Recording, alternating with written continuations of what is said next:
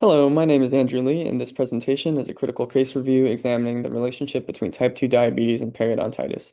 The patient is a 74-year-old African American male with type 2 diabetes, coronary artery disease with prior stent placement, hypertension, hyperlipidemia, asthma, iron deficiency anemia, and anxiety. He's a non-smoker and does not consume alcohol, minimizing common confounding risk factors. This case was selected due to the advanced periodontal breakdown in a medically complex patient. Based on the patient's medical history, the primary systemic risk factor was type 2 diabetes. The PICO question developed was, in adults with type 2 diabetes, does the presence of diabetes compared to non-diabetic individuals increase severity of periodontitis? This question is clinically relevant because diabetes alters host immune response and inflammatory regulation. In this patient, the absence of smoking strengthens the association between diabetes and periodontal disease. A review of systematic reviews, meta-analyses, and longitudinal studies consistently demonstrated that type 2 diabetes is associated with increased probing depth, clinical attachment loss, and alveolar bone loss, particularly with poor glycemic control. Based on this evidence, diabetes was identified as an independent contributor to the patient's periodontal disease. Objectively, periodontal examination revealed generalized bleeding on probing depth ranging from 4 to 10 millimeters, widespread clinical attachment loss, furcation involvement, mobility, and radiographic bone loss.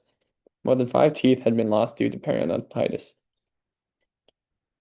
The objective PICO question asked, in patients with type 2 diabetes, do standard periodontal diagnostic parameters reliably identify advanced periodontitis compared to non-diabetic patients? The literature supports the reliability of conventional periodontal measures in diabetic patients. While bleeding indices may be influenced by systemic inflammation or medications, probing depth and attachment loss remain valid indicators of disease severity. These findings supported the diagnosis of generalized stage 4 grade B periodontitis in this patient. Treatment was delivered in phases and included extraction of non-restorable teeth, non-surgical periodontal therapy with SRPs, restorative care, definitive prosthetic rehabilitation, and long-term maintenance. The question that we had for the treatment plan was, in patients with type 2 diabetes and periodontitis, does non-surgical periodontal therapy compared to no or delayed treatment improve periodontal outcomes and glycemic control? Evidence from randomized controlled trials and meta-analyses demonstrates significant improvements in periodontal health and modest but clinically meaningful reductions in hemoglobin A1C levels following periodontal therapy. Despite study limitations, the consistency of findings supports periodontal therapy as a part of comprehensive diabetes management.